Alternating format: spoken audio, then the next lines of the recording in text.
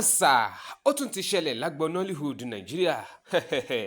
ṣáyìn náà ti gbọ́ ìṣẹ̀lẹ̀ míì tó tún ṣẹlẹ̀ láàrin Ibrahim Chatta àti Yinka Solomon tó jẹ́ ìyàwó ẹ̀ tẹ́lẹ̀tẹ́lẹ̀ àti ọkọ tuntun tí Yinka Solomon tó tún ṣẹ̀ṣẹ̀ ń fẹ́ báyìí.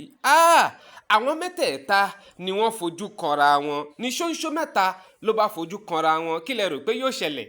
ṣé ẹ mọ̀ pé Yorùbá ní ọ̀tá tí obìnrin bá dálẹ̀ láàrin ọkùnrin méjì, wọ́n ní ọ̀tá náà máa ń lágbára gidigidi ni. kò sì sí nǹkan méjì nítorí omi ládùn omi tó róró òjò wẹliwẹli ni omi tí bàbá mu tí ò ní fẹ́ kọ́mọ ẹ̀ kó mú bẹ̀ ni.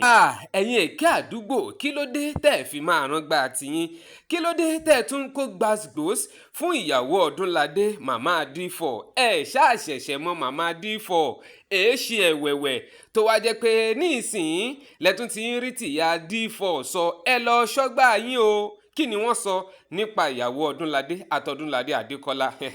ẹ gbọ́ wìnrìnwìnrìn àti fúngbàfúngbè nínú fọ́nrán yìí dáadáa. ẹ wò ó, ẹ wá nǹkan fìdílé àbí kẹ́ ẹ fìdílé nǹkan, kẹ́ ẹ mú kàlẹ́ towó, kẹ́ ẹ sì mú kàlẹ́ tọmọ, ká tún jọ jẹ mùkútù nínú fọ́nrán yìí lónìí.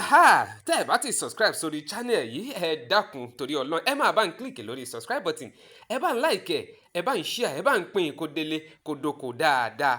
ṣóńṣó mẹ́ta ni mo ní wọ́n fojú kojú ara wọn níbi ayẹyẹ premier Tóyìn Abraham tó ti ṣe premier fíìmù ẹ̀ tuntun tí wọ́n pè ní Ìyálóde. ìṣẹ̀lẹ̀ yẹn ló ṣẹlẹ̀ ní June 1st ọdún 2025 tá a wà yìí gangan ni.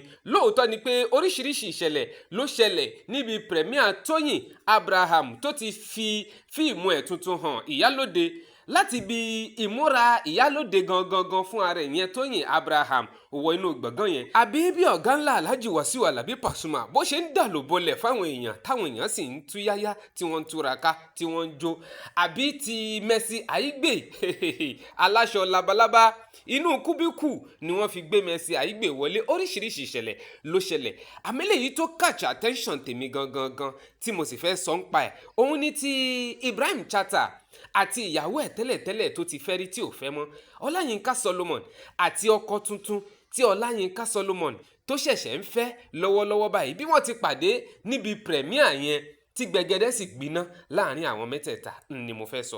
kì í ṣèròyìn mọ́ pé Ibrahim Chatta àti Yinka Solomon wọ́n ti fìgbà kan rí gbé papọ̀ dáadáa gẹ́gẹ́ bí tọkọtaya tí wọ́n sì bímọ fúnra wọn kó tó di wípé àwọn méjèèjì wá kọra wọn sílẹ̀. ẹ ń bi mí pé kí ló fàpínyà wọn? èmi ò mọ̀ o. àmọ́ nǹkan tó jọ mí lójú ni wípé bí Yinka Solomon ṣe dé premier fíìmù Ìyálóde yìí torí Ibrahim Chatta, wọn ò ṣe méní ṣe méjì, wọ́n so mọ́ra wọn ni. kódà wọ́n fẹ́ lè máa kẹnu bọra wọn lẹ́nu gan pàápàá níbi tí inú àwọn méjèèjì dùn tí wọ́n fi so mọ́ra wọn dé. èyí tó wá jẹ́ pabambarì ẹ̀ gangan ni wípé ọkọ tí Yinka Solomon ṣẹ̀ṣẹ̀ ń fẹ́, ìyẹn má bínú orí, tí wọ́n jọ dé láti ìlú UK, òun náà wà lórí ìdúró ń bẹ̀ níbi tí Yinka Solomon àti Ibrahim Chatta tí wọ́n ti ń so mọ́ra wọn. kódà má bínú orí tó jẹ́ ọkọ tuntun fún Yinka Solomon gan, òun gan so mọ́ Ibrahim Chatta tí wọ́n jọ kíra wọn tí wọ́n jọ dì mọ́ra wọn. kódà gan ó tún yọ owó jáde, béèlì, owó tó tó béèlì dáadáa. ẹ ń rí nínú fídíò yìí, owó tó tó béèlì dáadáa ló tún gbé jáde, ló tún bẹ̀rẹ̀ sí í ná fún Ibrahim Chatta títí tó fi ná owó yẹn tán. àwọn mẹ́tẹ̀ẹ̀ta wọ́n wá so mọ́ra wọn, wọ́n dì mọ́ra wọn. ó wá jọ mí lójú wípé irú maturity wo rèé tí wọ́n lò láàrin àwọn mẹ́tẹ̀ẹ̀ta yìí, àfi bí ìgbà pé wọ́n ń ṣe fíìmù. nítorí pé ọ̀pọ̀ ọ̀gbà nílẹ̀ Yorùbá tí obìnrin bá kúrò nílé ọkọ tó bá ṣèèṣì padà pàdé ọkọ yẹn nínú kó gbé e ṣépè àbí kó bu àbí kó hùwà bákanbákan. ṣùgbọ́n tí Ibrahim Chatta àti Yinka Solomon yìí wọ́n tún so mọ́ra wọn ni. ọkọ tuntun gan tó yẹ kóun náà tún máa jowú, tó yẹ ká rẹ̀ tún máa gbóná pé ìyàwó òun ó tún dì mọ́kọ ẹ̀tẹ́ tó ti fẹ́ tẹ́lẹ̀ tóun náà dẹ̀ wà lórí ìdúró, òun náà tún so mọ́ Ibrahim Chatta, ó tún náwó fún un.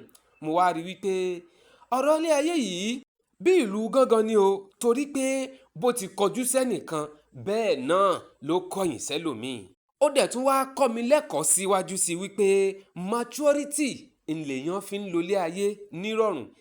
Ẹ jẹ́ ká wo irú maturity táwọn mẹ́tẹ̀ẹ̀ta tí wọ́n lò níbi ayẹyẹ fíìmù premier Tóyìn Abraham yìí.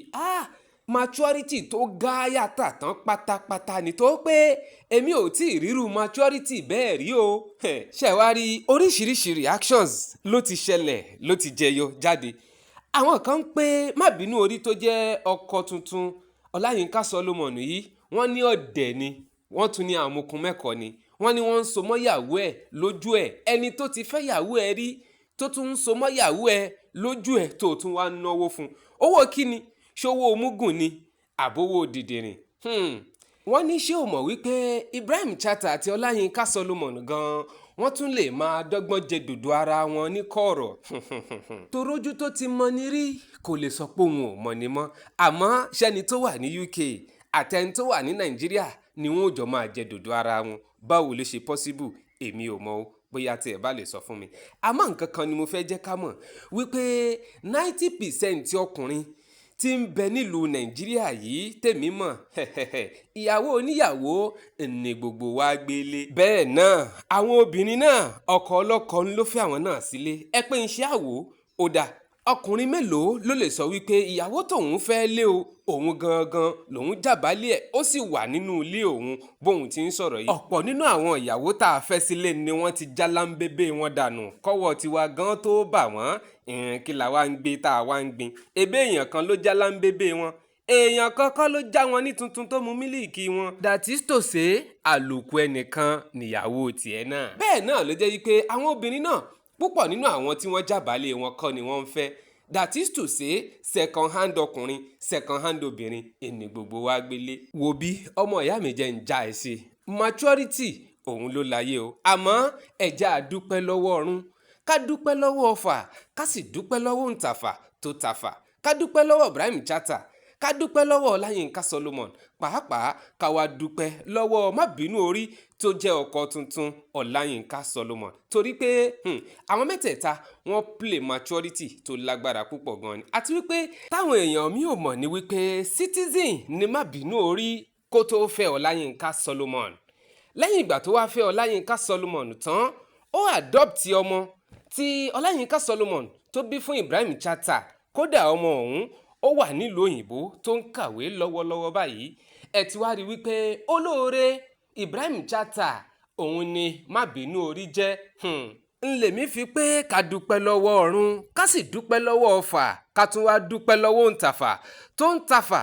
Torí pé tí Yinka Solomon tó bá ti sọ̀rọ̀ bí ọ̀rọ̀ láabi ọ̀rọ̀ kò bá kùn gbé nípa Ibrahim Chatta fún ọkọ ẹ̀ tuntun ni, àwọn méjèèjì ò ní ríra wọn kí wọ́n so mọ́ra wọn o. Ta ló wá gbọ́n ta ni ò gbọ́n? Ẹ dákun ẹ máa bá ń fi ìdáhùn kọ́mẹ̀ntì yín, ẹ máa drop kọ́mẹ̀ntì yín sábẹ́ comment section fídíò yìí.